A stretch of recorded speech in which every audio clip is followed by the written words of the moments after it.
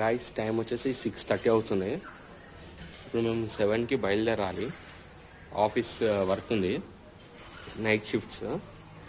ఇప్పుడు చూసే వర్షం పడుతుంది. ఇలా డే వచ్చేసి ఫ్రైడే 2024.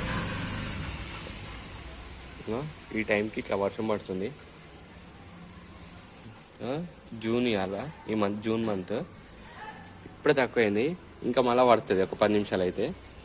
ఆఫీస్కి వెళ్ళే టైంలో ఇవన్నీ తంటాలంటే మస్తు కోపం వస్తుంది. అందుకే నాకు ఈ వర్షాకాలం అంటే అంత చిరాకు, అంటే అంత చిరాకు.